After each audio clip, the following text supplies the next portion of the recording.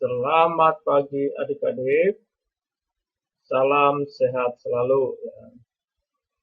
Jadi setelah UAS kemarin Sabtu, mudah-mudahan sudah dikirim ya apa proposalnya, dan juga silakan akan membuat videonya. Dan mulai Sabtu depan kita akan mereview ya proposal yang adik-adik tulis melalui video dan tulisan yang sudah dikirim. Pada hari ini kita akan review ya, kuis ya sebelum UAS pada tanggal 13 Juni ya. Salam. Ada 20 soal dan kalau lihat di sini ada 67 yang merespon ya. Kalau dilihat yang mengambil RTI ada kelas A 30, kelas B 29, kelas C 30, maka totalnya 89. Kalau dikurangi 67 berarti 22 ya. Berarti 22 mahasiswa tidak mengirim. Oke baik, kita mulai. Pak mengambil salah satu mahasiswa ya yang mengirim orang pertama. Kalau dari 67 ini Pak melihat nilai yang paling kecil itu nilainya 30 ya. 30 ya, berarti hanya 2 yang benar ya.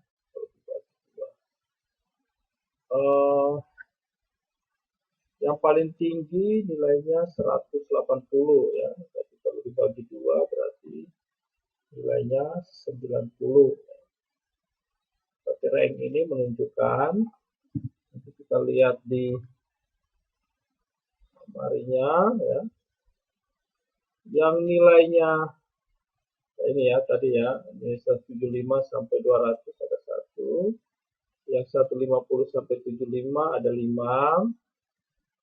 Yang 100 sampai 125 ada 14. 75 sampai 100 ada 11. 50 sampai 75 ada 21. Ya, ini yang paling tinggi ya. Sehingga ini kalau dibagi 2 hanya 35. Ya, yang 25 sampai 50 ada 13 orang. Dan ini kemungkinan yang tanpa nama itu ya. Oke. Beberapa pertanyaan yang ditanyakan tidak semua dari tidak satu nomor pun yang jawabannya itu benar semua. Pasti ada yang benar, pasti ada yang salah ya. Yang paling banyak menjawab benar itu ada 41 itu pada ya ada 45 ya pada soal nomor 4. Oke. Kira-kira itu reviewnya secara garis besar. Sekarang kita akan bahas satu persatu ya. Nomor 1 ini sebenarnya paling gampang dan harusnya semua bisa benar ya. Jadi kebetulan ini 16120011 ya. Tidak menulis nama ya. Kita akan lihat namanya siapa. Nomor 1 ya. Format penulisan judul yang benar sesuai panduan dari Stikom adalah judul maksimal 15 kata dan lebih, dan bisa lebih dari 3 baris. Salah ya, yang benar adalah maksimal 15 kata dan tidak lebih dari 3 baris.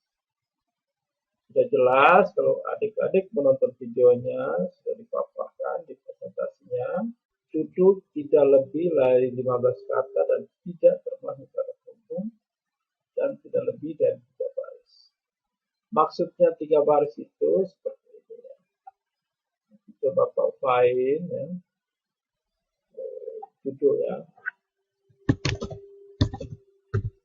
Kebanyakan jadi ini baris pertama, ini baris kedua, ini baris ke hanya 3 baris ya. Tidak boleh lebih dari 3 baris. Baik ya. Nanti nomor 2 judul SPK penentuan mahasiswa bersesuaian dengan AP. Jawabnya format sudah sesuai ketentuan dan isi sudah. Mungkin isinya sudah menarik, tapi apakah sesuai dengan format atau tidak? ingat kembali lagi ya, kita cek ya. Judul tidak boleh berisi singkatan atau jargon. Kita lanjutkan nomor 3 ya. Ini juga sama ya. Masih ada singkatan-singkatan ya. Berarti jawabannya betul ada, tapi belum mengikuti format tulisan. Ya, kuantitatif. Yang nomor 4 sama juga ya. Ini sebenarnya mirip-mirip ya. Nah, ini baru benar ya. Ya, eksperimental. Kenapa eksperimental? Karena dia membandingkan dua metode. Nomor 5. Tulisan abstrak yang memenuhi format Lustigom adalah abstraknya itu, kita lihat ya, kalau adik-adik baca di abstrak ya, abstrak tidak lebih dari 200 kata ya. Sudah jelas, berarti jumlah kata tidak lebih dari 200. Jumlah kata kunci di tempat, nah ini malah salah ini. Kata kunci itu dia di bawah abstrak ya. Ini harus belajar lebih banyak ya. Jumlah kata harus 200. Ya, tidak harus 200, bisa kurang dari 200. Jelas ya. Nomor 6. Tulisan abstrak. Yang ini penulisan, nah ini abstrak ya harusnya ya. Tulisan benar di Stikom. Ya. Ini malah dia tidak menjawab. Nomor 6. Nomor 6, kita lihat lagi di slide-nya. Atau di videonya nomor. Pada bagian yang dicabut kata kunci tidak lebih dari 5 kata ya, tidak lebih dari 5 kata dan ditulis menurut abjad. Nomor 6 ini adalah kata kunci tidak lebih dari 5 kata. Kata kunci harus dalam bahasa Inggris, tidak mesti ya, bahasa Indonesia boleh. Jumlah kata ini tidak boleh kurang dari 5 kata. Boleh 3 kata boleh ya, tapi tidak boleh lebih. Harus lanjut dan terus abjad. Sudah benar terus abjad, tapi tidak mesti harus lanjut. Jumlah kata tidak lebih dari 5 kata. Yang paling benar adanya C. Nomor 7, penulisan abstrak yang baik memenuhi elemen adalah, kita lihat lagi sama yang tadi ya di slide yang tadi sudah jelas. Abstrak itu harus ada masalah atau problem, metodologi, metode, hasil, result, dan kesimpulan atau 4 elemen itu harus ada dalam. Boleh 3 ya, hasil boleh, kesimpulan tergabung di hasil boleh. Baik, kita lanjutkan nomor 8 ya. Kata kunci pada abstrak salah satunya harus berisi. Teori dan penelitian tidak perlu ya. Metode yang pernah diteliti itu juga tidak perlu karena sudah dilakukan orang. Metode yang akan diteliti ini baru benar. Angka selebih tidak perlu menuliskan angka, kan banyak ya angkanya. Tapi kalau Anda tulis satu, pasti yang lain juga harus ditulis. Jadi tidak perlu angka, malah hasil adalah kesimpulan dari angka-angka tersebut ya. Misalnya lebih baik ya, lebih akurat, lebih robust. Kita lihat ya nomor 8 ini jawab yang benar banyak ya, ada 29 ya. Masih aja ada jawab yang salah ya. 6 yang jawabnya metode yang pernah diteliti, teori penelitian terdahulu 15, angka dan 14. Nanti perhatikan ya bagi yang masih keliru menjawabnya. Kita masuk ke nomor 9 ya. Nanti kalau adik-adik masih bingung atau pertanyaan, silakan chatting di komentarnya agar kita bisa bahas bersama lagi. Nomor 9, jika hasil berupa angka-angka yang harus ditulis pada abstrak pada penelitian ya. Kalau hasil juga dia apakah angka tidak perlu, tidak dijelaskan dengan kalimat. Nah, harus angka ya. Angka yang lebih bagus adalah dalam bentuk persentase. Oke, nomor 10 ya. Pendahuluan pada sebuah tulisan ini ya minimal terdiri dari Nah, ini kalau slide-nya sudah pada bagian kedua ya. Harus ada latar belakang, masalah, tujuan, hipotesis jika ada. Nah ini ya, hipotesis itu bisa ada, bisa tidak, tergantung problemnya ya. Kalau kita menguji yang berbasis statistik, yaitu hipotesis perlu ada ya. Nomor 11 itu ada di slide 5 ya. Latar belakang, tujuan, dan hipotesis jika ada. Ada kata-kata seperti itu ya.